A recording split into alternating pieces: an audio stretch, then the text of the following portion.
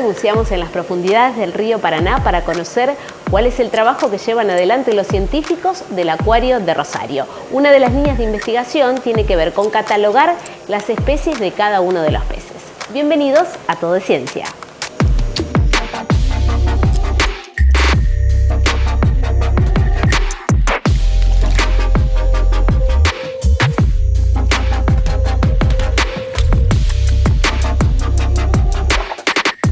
Entender la biodiversidad de peces que hay en el río Paraná, en principio nos interesa toda la biodiversidad, es uno de los objetivos del centro. Así uno tiene herramientas de conservación. Entonces uno de los proyectos que se lleva a cabo aquí dentro del centro es participar en realidad es un proyecto internacional que intenta asignar un código de barras genético a las especies en todo el planeta. ¿Sí? Entonces, en el caso nuestro, lo que intentamos asignar es un código de barra genético a los peces del río Paraná. Y de esa manera es una herramienta para muchos estudios, ¿sí? Para entender la biodiversidad, tanto entre especies como dentro de una misma especie. Y en ese trabajo, en ese devenir de ese trabajo, bueno, la verdad que fuimos descubriendo cosas muy interesantes.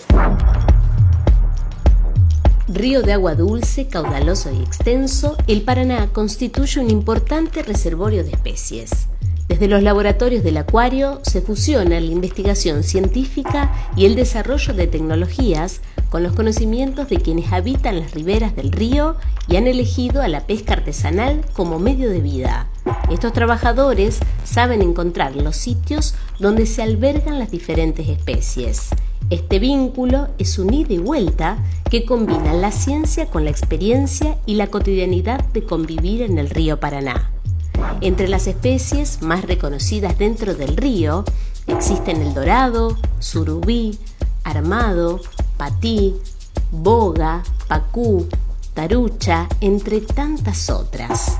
El río Paraná en Santa Fe recorre unos 800 kilómetros entre sus costas y profundidades, lagunas y arroyos, y los peces configuran un universo que parece inabarcable.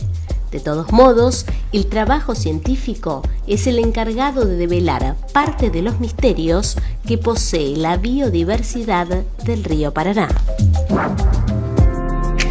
Victoria, contanos cuál es el proceso desde el momento que llegan cada uno de los ejemplares acá al laboratorio del acuario. Bueno, al llegar el ejemplar al laboratorio se hace, dependiendo de si se tomó una muestra solamente en el río o si se trajo el ejemplar, se toma una pequeña porción de aleta y esa porción de aleta es un procedimiento acá en el laboratorio para extraer el ADN.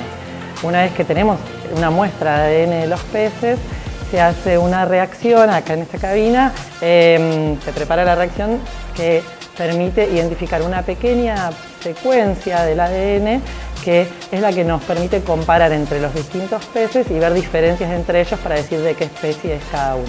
A nosotros nos llega una muestra de tejido de aleta que es muy chica y con eso lo que tratamos de hacer es disgregar el tejido para que el ADN salga de la célula y nosotros podamos obtenerlo. Vamos separando lo que no nos interesa del tejido, por ejemplo las proteínas, la membrana de la célula, lo vamos separando y hasta que nos queda el ADN, que por ejemplo acá me quedó un precipitado muy chico de ADN, que luego lo analizamos. Nosotros tenemos ya la certeza de la asignación de un código de barras de 90 especies. Cuando están informadas que en el río Paraná habría unas 200. Pero aún dentro de esas 90 que catalogamos hemos descubierto que había, en realidad, lo que se pensaba que era una especie podrían ser dos diferentes. ¿Cuáles, por ejemplo?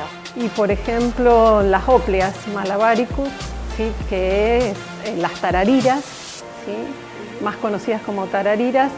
En realidad los pescadores intuían que podían haber distintas especies porque las formas de las cabezas no eran todas iguales y cuando hicimos este estudio, estudiando el código de barras de cada una de ellas, una secuencia de ADN en cada uno de estos ejemplares capturados, vimos que efectivamente había una diversidad muy grande que daba a entender que podrían ser más de una especie y estudios posteriores taxonómicos evidenciaron que realmente son dos especies diferentes. Es una cabina de pre-PCR que acá es donde se prepara las soluciones que permiten llevar a cabo la reacción, es como la receta de la reacción. Mezclamos todos los ingredientes, por así decirlo, los reactivos acá, y luego utilizamos los equipos que tenemos acá atrás para llevar a cabo las reacciones. Había una especie de salmón de río, por ejemplo, que los taxónomos no tenían identificada en la porción media y baja del río Paraná, sí en el Alto Paraná, y que fue pescada e identificada por barcode como que está presente, con lo cual uno lo que puede ver es que hay una dinámica muy grande y posiblemente el cambio climático también produzca esas dinámicas de cambio. Entonces, de repente, especies que no eran tenidas en cuenta y que parecían otras, en realidad el barcode las identifica con certeza, ¿no? En el secuenciador te permite justamente ver cómo está compuesto el ADN, por qué pares de gases, por qué, o sea, cómo es el ADN de cada individuo, secuenciar el ADN. Bien, ese sería como el punto final de la investigación. Claro, sí. Después, por ejemplo, yo lo que estoy haciendo, voy a partir de ese ADN establecer parentesco entre los distintos individuos que estamos analizando, para poder analizar si justamente ese parentesco está relacionado en uno de los experimentos que llevan a cabo los chicos que están haciendo las tesis de doctorado. Nosotros estamos muy interesados en determinar, por ejemplo, si el pejerrey que aparece en esta época se desova en las lagunas y se reproduce en las lagunas en esta época del año. Entonces, poder muestrear esas larvas y determinar que realmente es esa especie es una herramienta importante para ver cómo son los ciclos de reproducción de cada especie. El equipo ya logró detectar más de 90 especies distintas de peces y así se construye una biblioteca con código genético de barras. Gracias por acompañarnos, nos reencontramos la semana próxima en Más Todo es Ciencia.